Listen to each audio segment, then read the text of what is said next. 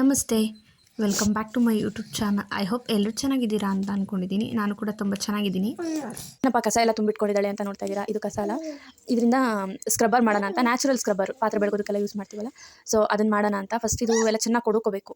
So ನಾವು ಪ್ಲಾಸ್ಟಿಕ್ಕಿಂದು ಅಂದರೆ ಈ ಸ್ಟೀಲಿಂದ ನಾರು ಓಕೆ, ಬಟ್ ಇನ್ನೊಂದು ಥರ ಬರುತ್ತಲ್ಲ, ಸೊ ಅದನ್ನು ಯೂಸ್ ಮಾಡ್ತೀವಲ್ಲ, ಅದ್ರ ಬದಲು ಇದನ್ನು ಯೂಸ್ ಮಾಡ್ಬೋದು.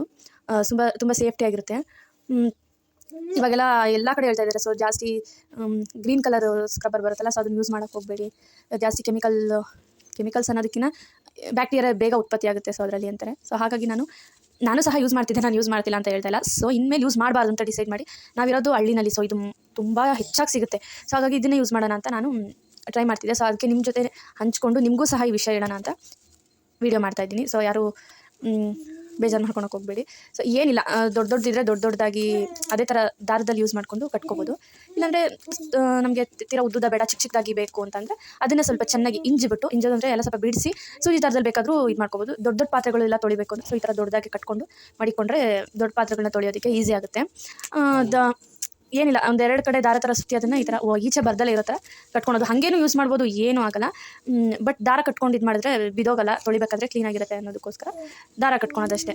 ಇದ್ದಾಗ ಈ ಥರ ಎಷ್ಟು ಬೇಕೋ ಆ ಥರ ಕಟ್ಟಿ ಮಾಡಿಕೊಂಡ್ರೆ ಯೂಸ್ ಮಾಡ್ಕೋಬೋದು. ಸೊ ಇದು ನೆನಿಬಾರ್ದು ಅಷ್ಟೇ, ನೆನೆದಾಗ ಅದು ಚೆನ್ನಾಗಿರಲ್ಲ. ಮಾಡಿ ಥರ ಇಟ್ಟು ಬಿಸಿಲಲ್ಲಿಟ್ಟು ಎತ್ತಿಟ್ಕೊಂಡ್ರೆ ಏನಾಗಲ್ಲ.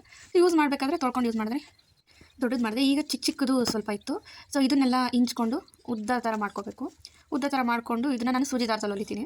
ಫಸ್ಟ್ ದಾರದಲ್ಲಿ ಕಟ್ಟಿದ್ನಲ್ಲ, ಸೊ ಇದನ್ನು ಸೂಜಿ ದಾರದಲ್ಲಿ ಹೊಲಿದ್ಬಿಟ್ಟು ತೋರಿಸ್ತೀನಿ. ಎಲ್ಲರ ಮನೇಲೂ ತೆಂಗಿನಕಾಯಿ ತಂದೆ ತರ್ತಾರೆ, ಸೊ ಅದರಲ್ಲಿ ಪುಕ್ಕ ಬರುತ್ತಲ್ಲ, ಅದನ್ನು ಮಾಡಿಕೊಂಡ್ರೂ ಸಾಕು. 15 ದಿವಸಕ್ಕೊಂದ್ಸಲನೋ ಇಲ್ಲ 20 ದಿವಸಕ್ಕೊಂದ್ಸಲನೋ ಚೇಂಜ್ ಮಾಡಿದ್ರೆ ಸಾಕು.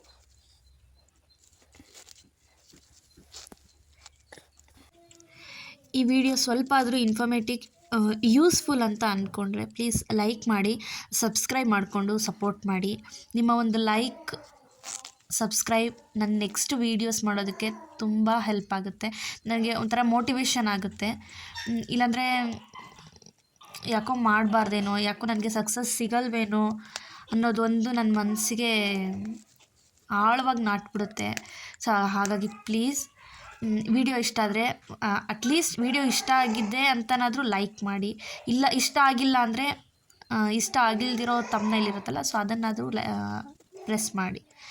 ಸೊ ಈ ಥರ ನಮ್ಗೆ ಯಾವ ಥರ ಬೇಕೋ ಆ ಥರ ಸುತ್ತಕೊಂಡು ಅದನ್ನು ಮಡಚ್ಕೊಂಡು, ನಮಗೆ ಎಷ್ಟು ದಪ್ಪ ಬೇಕು, ಎಷ್ಟು ಚಿಕ್ಕದಾಗಿ ಬೇಕು, ಯಾವ ಥರ ಬೇಕೋ ಆ ಥರ ಸುತ್ತಿ ಈ ಥರ ಕಟ್ಟಿ ಮಡಿಕೊಂಡ್ರೆ ನಾವು ಯಾವಾಗ ಬೇಕಾದರೂ ಯೂಸ್ ಮಾಡ್ಬೋದು. ನನಗೆ ಆಲ್ಮೋಸ್ಟು ಒಂದು 8 ಏನೋ ಆಗಿತ್ತು. ಸೊ ನಾನೆಲ್ಲ ಕಟ್ಟಿ ತೋರಿಸ್ತಾ ಇದ್ದೀನಿ ನೋಡಿ. ಈ ಥರ ಕಟ್ಟಿ ಮಡಿಕ್ಕೊಳ್ಬೇಕು. ನಾನು ಸಹ ಇದನ್ನು ಯೂಸ್ ಮಾಡೋದನ್ನು ವ್ಲಾಗ್ಗಳಲ್ಲಿ ತೋರಿಸ್ತೀನಿ. ಒಂದು ಅರ್ಧ ಗಂಟೆ ಬಿಸಿಲಲ್ಲಿಟ್ಟು ಆಮೇಲೆ ಕೊಡೋಬಿಟ್ಟು ಒಂದು ಕವರಲ್ಲಿ ಹಾಕಿ ಎತ್ತಿಟ್ಕೊತೀನಿ. ಕೊನೆ ತನಕ ವಿಡಿಯೋ ನೋಡಿದ್ದಕ್ಕೆ ಥ್ಯಾಂಕ್ ಯು. ಸಬ್ಸ್ಕ್ರೈಬ್ ಮಾಡ್ಕೊಳೋದನ್ನು ಮರೆಯಬೇಡಿ. ಸಿಗೋಣ ನೆಕ್ಸ್ಟ್ ವಿಡಿಯೋದಲ್ಲಿ.